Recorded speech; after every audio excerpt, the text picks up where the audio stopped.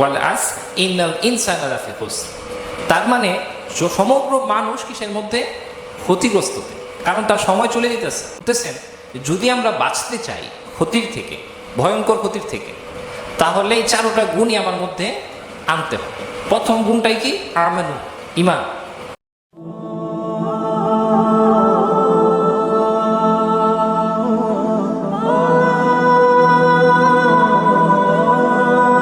আউযু বিল্লাহি মিনাশ শাইতানির রাজীম। বিসমিল্লাহির রহমানির রহিম। রব্বি ইশরাহ লি সাদরি ওয়া ইয়াসসির লি আমরি ওয়াহলুল উকদাতাম মিন লিসানি ইয়াফকাহু কওলি। আসসালামু আলাইকুম ওয়া রাহমাতুল্লাহি ওয়া বারাকাতুহু। আলহামদুলিল্লাহ, আজ আমরা একটা নতুন পর্ব শুরু করব, যেটার নাম হবে নতুন শুরু। এবং এই নতুন শুরু যে এপিসোডগুলো ইনশাল্লাহ আমরা সামনে আনবো, তাতে আমরা শিখব যে কীভাবে আমরা আমাদের জীবনকে নতুন করে শুরু করতে পারি। এবং বিশেষ করে জীবন তো আমরা যে অবস্থানে আছি সেই অবস্থানেই থাকব, কিন্তু আমরা চেষ্টা করব কোরআনের আলোকে আল্লাহ সুবহানাহু ওয়া তাআলার হুকুম অনুসারে আমাদের জীবনকে নতুন করে গঠন করা, এবং কেন এটা জরুরি এবং কেন এটা আমাদের দরকার সে বিষয়ে আমরা ইনশাল্লাহ আলোচনা করব। এবং আমার সাথে এখন মোহাম্মদ সাইম আছে এবং আমরা ডিসকাশন করব। পাশাপাশি আপনারা যারা সিরাতুল হিকমা চ্যানেলের ভিউয়ার্সরা আছেন, আপনারাও এখান থেকে আশা করি অনেক নতুন কিছু, ভালো কিছু শিখতে পারবেন। আল্লাহ পাক যেন আমাদের সবাইকে ভালো কিছু শিখার এবং সেই অনুযায়ী আমল করার তৌফিক দান করেন, বলি আমিন। তো প্রথমত আমরা জীবনকে নতুন করে শুরু করতে চাই। মানে আমরা সবাই হয়তো কোনো না কোনো গুনাহে বা খারাপ কাজে লিপ্ত ছিলাম বা এখনও আছি। দেখা গেল কেউ নানানভাবে এডিকশনে আছে, কেউ হয়তো সিগারেট, ধূমপান বা নানান ধরনের আসক্তির কারণে সে অনেক গুনাহা করছে এবং নিজে নিজে সে অনেক ভিতর থেকে সে জানে যে আমি গুনাহগার, আমার হয়তো অনেক গুনাহ আছে। এরকম অনেকে আমরা আছি, আমরা প্রতিনিয়ত গুনাহ করি। তো আমাদের জন্য আল্লাহ পাক অনেকগুলো আয়াতে কারিমাতে আমাদেরকে তিনি আশা দিয়েছেন যে তোমরা ফিরে আসো। কার দিকে আমরা ফিরে আসব? আল্লাহ তাআলার দিকে। তো বিশেষ করে আজকে আমরা যে সূরাটা নিয়ে আলোচনা করব, এটা মূলত আমরা তাফসির আলোচনা করব না, কারণ তাফসির আলোচনা করলে আমরা মুফাসসিরগণের মন্তব্য, পাশাপাশি আমরা তার ব্যাকরণ বা তার প্রেক্ষাপট, এই সমস্ত বিষয় নিয়ে আলোচনা করি। আজকে আমরা শুধু নর্মাল যে তাফসিরগুলো সব বই দেওয়া থাকে, পবিত্র কোরআন শরীফে যতগুলা অনুবাদক বাংলাদেশে আছে সেগুলোতে দেওয়া থাকে, সেই অনুযায়ী আমরা এর অর্থগুলো জানবো এবং এখান থেকে শিক্ষা নিব। তো এটা হলো সূরাতুল আসর, আল আসর। এটা হলো কোরআন শরীফের 103 নং সূরা। আমরা সবাই এই সূরাটার সঙ্গে পরিচিত। খুব ছোট সূরা, 3টা আয়াতের মাত্র। তো এখানে আল্লাহ পাক বলেন, বিসমিল্লাহির রহমানির রহিম, ওয়াল আসর ইন্নাল ইনসানা লাফি খুসর ইল্লাল্লাযীনা আমানু ওয়া আমিলুস সালিহাতি ওয়া তাওয়াসসাউ বিল হাক্কি ওয়া তাওয়াসসাউ বিস সাবর। তো এই 3টে আয়াত আল্লাহ পাক এখানে বলেছেন, যার সার্বিক অনুবাদ প্রতিটা তাফসিরুল গ্রন্থ যেগুলো দেওয়া থাকে তা হলো, আল্লাহ পাক বলেন, সময়ের কসম, নিশ্চয়ই ইন্নাল ইনসানা লাফি খুসর, নিশ্চয়ই সকল মানুষ ক্ষতিগ্রস্ত। এবং আল্লাহ পাক এখানে 3য় আয়াতে বলেন, তবে তারা ছাড়া যারা ঈমান এনেছে, সৎ কাজ করছে, পরস্পরকে সত্যের উপদেশ দিচ্ছে এবং সবর বা ধৈর্য ধরার উপদেশ দিচ্ছে, এই 4টা গুণ যাদের মধ্যে আছে তারা ক্ষতিতে নেই। বাদবাকি যারা আছে তারা সবাই কিসের মধ্যে আছে? ক্ষতিতে। তো এই সূরাটা আমরা যদি জীবনকে নতুনভাবে শুরু করতে চাই, আল্লাহ পাকের কালামুল্লাহ অনুসারে যদি নিজের জীবনকে গঠন করতে চাই, সব থেকে আমার থেকে যে এই সূরাটা অনুপ্রাণিত করেছে সেটা হলো সূরাতুল আসর। কেন?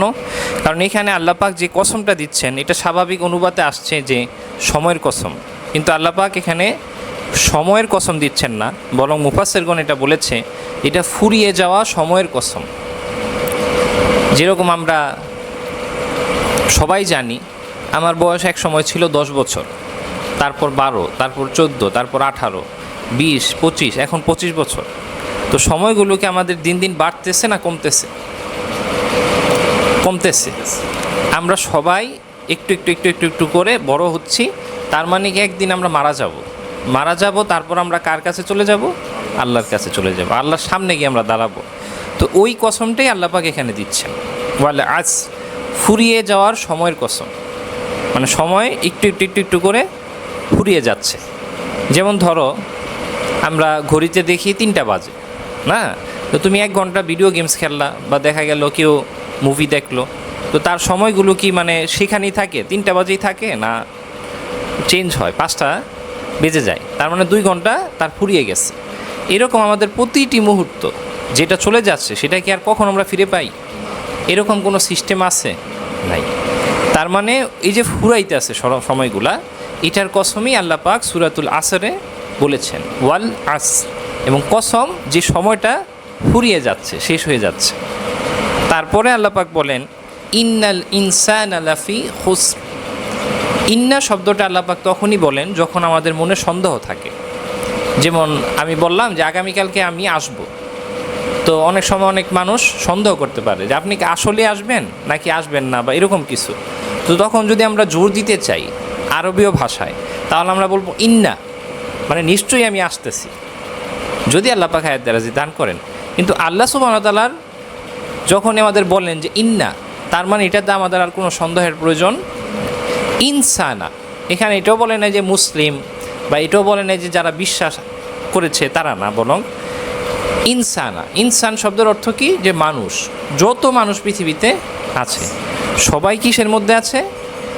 লাফি খুস, তারা সকলে ক্ষতিগ্রস্ত। খুস শব্দটা হলো যে একটা ব্যবসাতে আমরা 1 লাখ টাকা ইনভেস্ট করলাম, এবং পরে ওই ব্যবসাটা আমি যখন শুরু করলাম তখন ব্যবসাটা এতই আমি লস খেলাম যে 1 লাখ টাকা আমি ইনভেস্ট করছিলাম, মূলধনটা সেটাও শেষ হয়ে গেল। তার মানে আমি চরম ক্ষতিগ্রস্ত।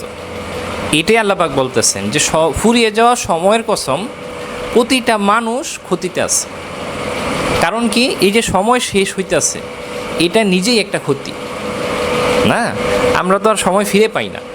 গতকালটা কি আমরা আবার ফিরে পাই সামনে? না। এটা কি ক্ষতি না? ধরো আমি 5 বছর আগে আমার বেতন ছিল 10,000, তো এখন আমার বেতন 2 লক্ষ টাকা, তো আমি তো লাভবান টাকার দিক থেকে, কারণ আমার বেতন 10,000 থেকে 2 লক্ষ টাকা পর্যন্ত আসছে। কিন্তু যদি সময়ের হিসাব দিই, আমি তখন ছিলাম 20 বছরের, এখন 25 বছরের, কয়দিন পরে 30 বছর, তারপরে 35, এরকম করে করে আমি মানে সামনে আগাচ্ছি। একটা সময়ে যে সময়টা আমি শেষ হয়ে যাব, মারা যাব, আল্লাহর কাছে চলে যাব। তার মানে এই যে সময়টা শেষ হইতেছে, এটা কি আমাদের ক্ষতি না? কারো যদি টাকা শেষ হইতে থাকে, সে কি বলে যে আমি লাভবান? কি বলে সে তখন? ক্ষতিগ্রস্ত, যে আমার তো টাকা দিন দিন শেষ, আমার আগে ছিল 10 লক্ষ টাকা, এখন 9 লক্ষ, এখন 8 লক্ষ, এরকম করতে করতে 10,000 টাকা এসে পড়ছে। তো সে কি লাভবান? ক্ষতিগ্রস্ত। এরকমই সময়ের দিক থেকে কি কোনো মানুষ লাভবান? সে যখন একবার জন্মগ্রহণ করছে তারপর থেকে কি সে আর লাভবান? সে একটু করে তার সময়গুলো কি হইতেছে? শেষ হয়ে যেতেছে, ফুরিয়ে যাচ্ছে। এবং ওই কসমটাই আল্লাহ পাক বলেছেন, ওয়াল আস ইন্নাল ইনসানা লাফি খুসর। তার মানে সমগ্র মানুষ কিসের মধ্যে? ক্ষতিগ্রস্ততে, কারণ তার সময় চলে যেতেছে। কিন্তু এই জায়গায় আল্লাহ পাক একটা আশা রেখেছেন, যেটা পরের আয়াতে আমরা শুনবো। সেটা কি? ইল্লাল্লাযীনা আমানু, এটা মানে 4টা গুণের কথা বলছেন। কিন্তু তারা ছাড়া, মানে এটা এরভাবে আমরা দেখতে পারি, যেমন আমি একটা ক্লাসরুমে কাউকে বসাইলাম এবং বললাম এই ক্লাসের সব ছাত্ররা ক্ষতিতে আছে, মানে আমি ধরো স্যার, আর সবাই আমি এভাবে বলতেছি সবাই ক্ষতিতে আছে, সবাই ভয় পেয়ে যাবে না? হ্যাঁ আমি তো ক্ষতিগ্রস্ত, তার মানে সবাই ফেল করছে, এরকম হয় না অনেক সময়? আমরা সবাই একদিকে আরেকদিকে তাকাইতে থাকি আর ভাবে মনে হয় আমি মনে হয় ফেল করছি, আমরা সবাই মনে হয় ফেল করছি। কিন্তু যদি স্যার বলে কিন্তু মানে এই রহিম, করিম আর ধরো নূর, এই কয়েকজন ছাড়া, তাইলে যে কয়েকজনের কথা বলল সেই কয়েকজন কি স্যারের কাছে স্পেশাল না? আর ওই 4 জনের কাছে কীরকম লাগবে? ভালো লাগবে না খারাপ? আনন্দিত। জানি, তার মানে আমরা চিন্তার কারণ নাই। কিন্তু এই 4 জন ছাড়া সবাই কিসে আছে? ক্ষতিতে, ভয়ে, মানে খুব ভয়ে আছে, ক্ষতিতে আছে, যে আমরা তো ফেল করছি, আমাদের তো আর বাঁচার কোনো। আল্লাহ সুবহানাহু ওয়া তাআলা এটাই বলতেছেন এখানে, এবং বলতেছেন যে সমগ্র মানব ক্ষতির মাঝে আছে। তো তুমি আমি কি মানুষ না? যারা সিরাতুল হিকমার ভিউয়ার্সগণ আছেন তারা কি মানুষ না? তা আমরা সবাই কি একটা ভয় পড়ে গেছি না যে হ্যাঁ আমরা তো ক্ষতিগ্রস্ত? কিন্তু পরের আয়াতে আল্লাহ পাক আশাবাদী করতেছেন ইল্লাল্লাযিনা আমানু ওয়া আমিলুস সলিহাতি ওয়া তাওয়াসাউ বিল হাক্কি ওয়া তাওয়াসাউ বিস সাবর।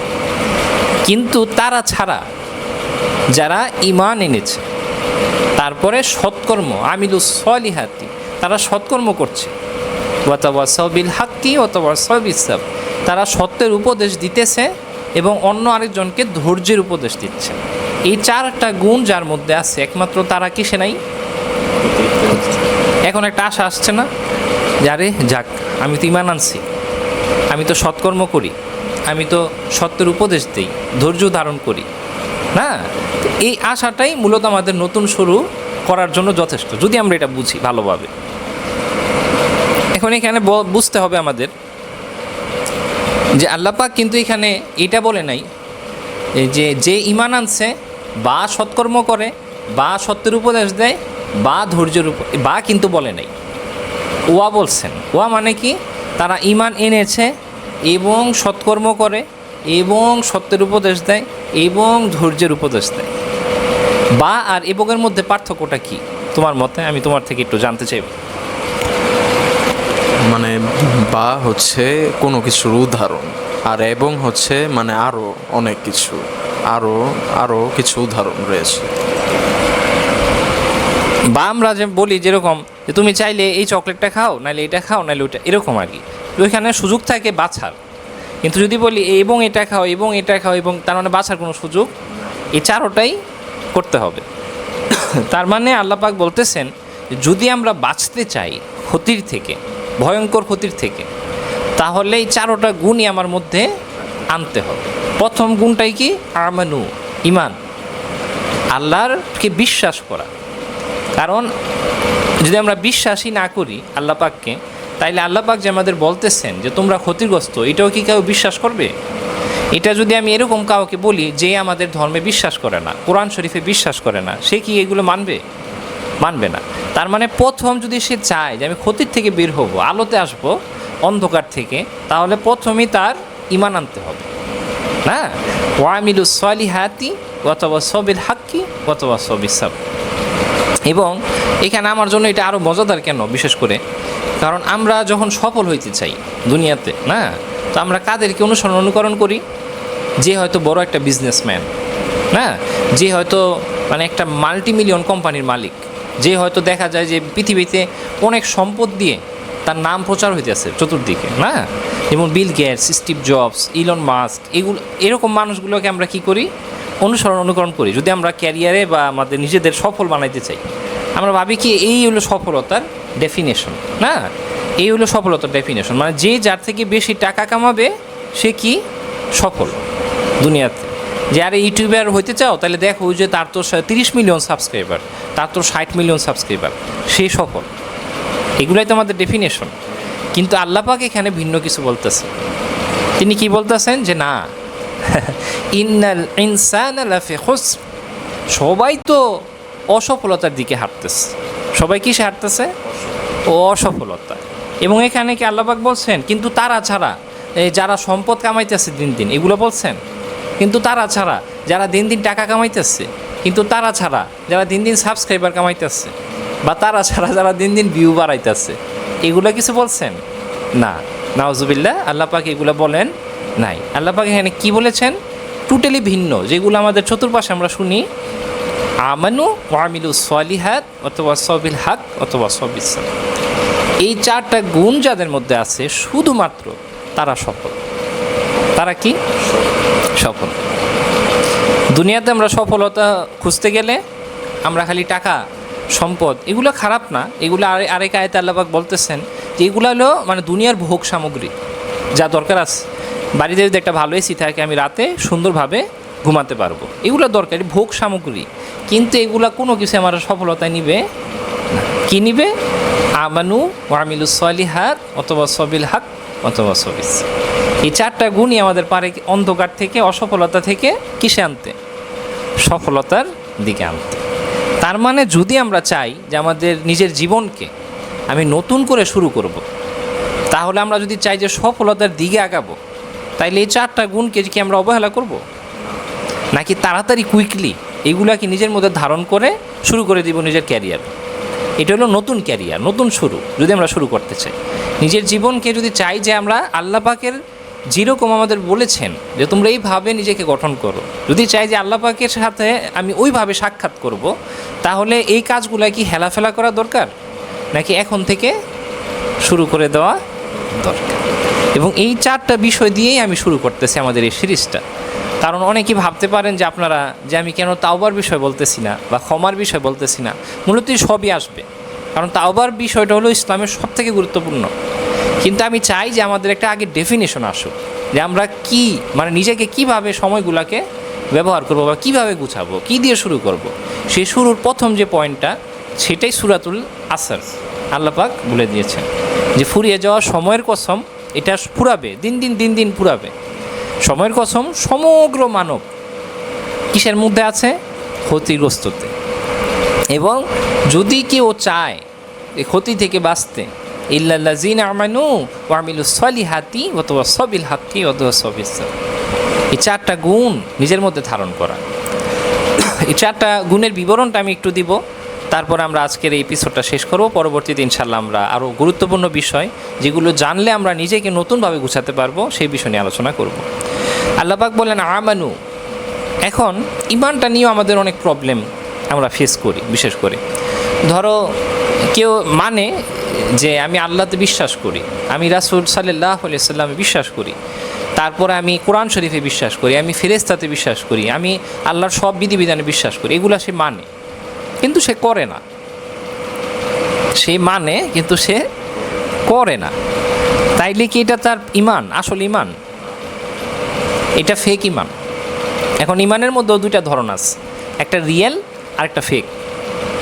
এখন যদি আমরা আল্লাহতে বিশ্বাস করি, রাসূল সাল্লাল্লাহু আলাইহি সাল্লামে বিশ্বাস করি, কোরআন শরীফে বিশ্বাস করি, কিন্তু এগুলোকে নিজের মধ্যে ধারণই করি না। কোরআনের আলোচনা হলে সেখান থেকে তাড়াতাড়ি পালায় যাই, অন্য আরেকটা চ্যানেল ধরি, যে জায়গায় কোনো বিনোদন থাকে সেগুলো দেখা শুরু করে দিই।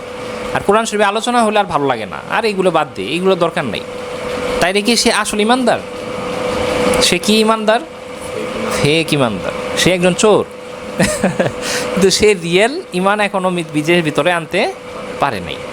এবং রিয়েল ইমানটা কি, এটাতে অনেক বড় বড় মুফাসসিরগণ মন্তব্য করেছেন। তাফসীর ইবনে কাসির মধ্যে আছে যে যারা ইমান এনেছে তারা সৎকর্ম করেই।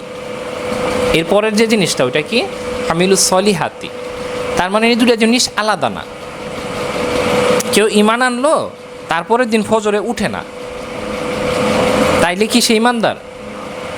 আবার ফজরে ধরো উঠতে পারে নাই, নাকি ধরো একদিন উঠতে পারলো না, তার জন্য মাফও চাইলো না আল্লাহর কাছে, ক্ষমাও চাইলো না, যেমন মনে হয় না উঠলি বাকি, তাইলে কি সে ইমানদার? তার কোনো গিল্টও ফিল্ড হয় না ভিতরে। গিল্ট যদি ফিল হয় তাইলে না বোঝা যেত সে ইমানদার। যাই আমি কীভাবে উঠতে পারলাম না, কেন আমি আল্লাহর এত রহমতি সময়টাকে আমি হেলায় ফেলায় ঘুমায় কাটাই দিলাম। যদি এটা নিয়ে সে অনুশোচনা করতো, আল্লাহর কাছে ক্ষমা চাইতো, তাইলে তার ভিতরে কি আছে? ইমান। কিন্তু যদি এগুলো তার অন্তরে না আসে, তাইলে তার কি বোঝা দরকার? সে এখনও ইমানদার হতে পারেনি, সে ফেক। এবং আল্লাহ পাক একটা সূরাতে বলেন, সূরা হুজুরাতে, যে যদি তোমরা ইমানদার হতে চাও তাইলে আমার এবং রাসূলের, আল্লাহ এবং রাসূলের আনুগত্য করো, তাড়াতাড়ি তাদেরকে আপন করে নাও এবং অনুসরণ করা শুরু করো। তার মানে যখন আমি আল্লাহর হুকুমগুলারে মানবো, আমি অটোমেটিক না আমার কী বাড়াচ্ছি? দিন দিন ইমান বাড়াচ্ছি। অনেকে জানতে চায় যে আসলে আমরা ইমানটা কীভাবে বাড়াবো। ইমান এত একটা বড় টপিক, যে এটা মানে 60% ইসলামে। যদি এটা নিয়ে আমরা টোটাল আলোচনা করতে যাই তাহলে অনেক এপিসোডের দরকার ইমান নিয়ে আলোচনা করা। কিন্তু আমরা যা সংক্ষেপে বুঝতেছি, যদি আমরা আমল না করি তাইলে কিন্তু আমাদের ইমান নাই। বুঝতে পারছো? কারণ আমল আর ইমান আলাদা হয় না। যেমন যখন কাবা পরিবর্তন হলো, আগে তো বাইতুল আকসার দিকে ফিরে সাহাবাগণ রাসূলুল্লাহ সাল্লাল্লাহু আলাইহি সাল্লাম নামাজ পড়তেন। হঠাৎ করে আল্লাহ নির্দেশনা দিলেন যে তোমরা কাবা পরিবর্তন করো এবং আমরা যে কাবাটা এখন অনুকরণ করি বাইতুল্লাহ, ওই কাবার দিকে ফিরে নামাজ পড়ো। তখন আল্লাহ পাক অনেকে আর কি বলতেছিলেন যে তোমাদের তো ইমানই ঠিক না, তোমাদের নামাজ হবে না, না তোমরা তো আগে ভুল দিকে নামাজ পড়ছো, এরকম বলে। আল্লাহ পাক এখানে বলেছেন আল্লাহ তোমাদের কারো ঈমান অযথা যেতে দিবেন না। সুবহানাল্লাহ। আল্লাহ এখানে এটা কিন্তু বলেন নাই আল্লাহ আযza ওয়া জাল যে তোমাদের নামাজ বিফলে যেতে দিবে না, উনি এটা বলে নাই। কিন্তু তারা কিন্তু নামাজই পড়তো। কাবা শরীফের দিক ফিরে আমরা কি পড়ি? নামাজ পড়ি। আল্লাহ বলতে পারতেন না যে তোমাদের নামাজ আল্লাহ বিফলে যেতে দিবেন না, কিন্তু আল্লাহ এটা বলেন নাই। আল্লাহ বলেছেন, আল্লাহ সুবহানাহু ওয়া তাআলা, যে তোমাদের ঈমান আল্লাহ বিফলে যেতে দিবেন। তার মানে নামাজ আর ঈমানের মধ্যেও কোনো পার্থক্য নাই, এগুলো এক। যার ভিতর ঈমান আছে সে আমল অটোমেটিক করবে, এই হলো বিষয়। তারপরে আমরা দুইটা বিষয় শিখে আজকে শেষ করব। তাওয়াসাউ বিল হাক্কি, তাওয়াসাউ বিস সাবর। তাওয়া শব্দটা হলো কি, যে অন্যকে উপদেশ দেওয়া, কিন্তু ওইভাবে না, ভুলবশত যেভাবে আমরা দেই। অনেক সময় আমরা কীভাবে উপদেশ দেই? আরে তুমি নামাজ পড়লে না কেন? হ্যাঁ, এভাবে বলি। তখন যদি বলে যে আমি নামাজ পড়ি না এই কারণে, আরে তুমি তো মানুষই না, নাকি এরকমই তো আমরা অবহেলা করে উপদেশ দেই।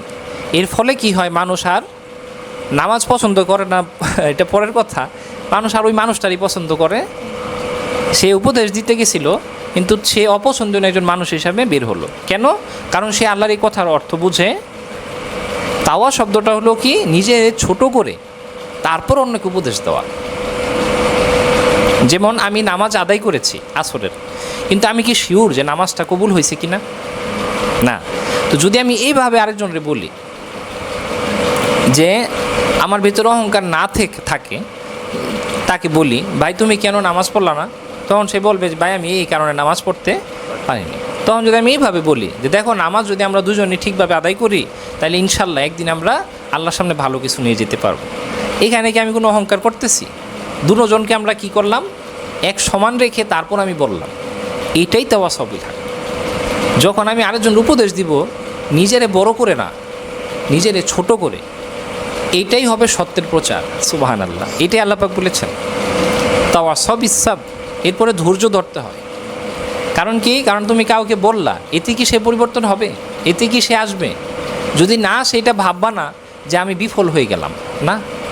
কারণ তুমি এই যে শুরু করছো চেষ্টা তাওয়াসাউ বিল হাক্কের, ধীরে ধীরে ধীরে ধীরে তোমার কথাতে আল্লাহ পাকের দয়ায় কিছু মানুষ পরিবর্তন হওয়া শুরু করে দেবে, তারা চেঞ্জ হয়ে যাবে। এবং তখনই তুমি এই 4টা গুণ নিজের মধ্যে এনে, যেই পথটাতে কেউই তোমারে অনুপ্রাণিত করবো না, কোনো মোটিভেশনাল স্পিচ কেউ দিব না, হ্যাঁ, ওই পথটাতে চলে তুমি আল্লাহর প্রিয় হতে পারবা। এটাই আর কি আমাদের সূরাতুল আসরের শিক্ষা। যদি আমরা চাই যে আসল সফলতা অর্জন করতে, টাকা পয়সা এগুলো সাইড, এগুলো পরে। আগে কি ইল্লাল্লাযিনা আমানু ওয়া আমিলুস সলিহাতি ওয়া তাওয়াসাবিল হাক্কি ওয়া তাওয়াসাউ বিস সাবর, এই 4টা জিনিস হলো আগে, তারপরে সব কিছু। তারপরে টাকা, তারপরে পয়সা, তারপর ক্যারিয়ার, বাড়ির, এগুলো সব কিছু এর মধ্যেই এসে পড়বে। যদি আমরা আমানু যখন ইমান আনবো, তখন এগুলো সব বিষয় আমরা কোরআন শরীফে জানতে পারবো, যে কীভাবে হালাল রুজি কামাইতে হয়, কীভাবে সংসারে শান্তি রাখতে হয়, সব বিষয়গুলো আমরা আল্লাহর থেকে শিখতে পারবো যদি আমরা ইমান আনি। তো এই 4টা বিষয় দিয়ে আমরা ইনশাল্লাহ শুরু করব এবং নিজেকে চেষ্টা করব গুছাতে। পাশাপাশি যারা সিরাতুল হিকমা চ্যানেলের ভিউয়ার্সরা আছেন, আল্লাহ পাক আমাদের সবাইকে যেন এই আমরা যে সিরিজটা চালু করেছি নতুন শুরু, এই নতুন শুরুতে আমাকে এবং আমাদের মধ্যে মোহাম্মদ সাইম এবং আপনারা সবাইকে নতুনভাবে নিজের জীবনটাকে শুরু করার তৌফিক দান করেন।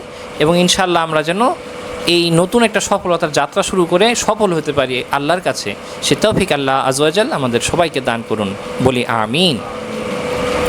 আমি এখানে আলোচনা শেষ করব। আমি একটু জানতে চাইব, আজকে আমার যে আলোচনাটা প্রকাশে শুনেছে মোহাম্মদ সাইম, স্পিকার অফ সিরাতুল হিকমা চ্যানেল, তুমি কি শিখেছো, এবং একটু যদি তুমি মেসেজ দিতে যে তুমি এখান থেকে কী শিখেছো এবং ভিউয়ার্সরা কীভাবে আরও উপকারী হতে পারে। মানে এখান থেকে আমি শিখছি যে সময় চলে যাচ্ছে, কিন্তু এখনো সময় আছে। আমরা চাইলে এখনো এখান থেকে শুধরাতে পারি। শুধরিয়ে যেরকম এই যে আমরা অনেক সময় নষ্ট করছি, আমাদের কাছে সময় আছে কিন্তু আমরা এই টাইমগুলোতে মুভি এগুলো দেখছি। আমরা চাইলে কিন্তু এগুলো না দেখে করতে পারি। আপনি যে 4টি গুণের কথা বললেন, এগুলো আমরা চাইলে শিখতে পারি।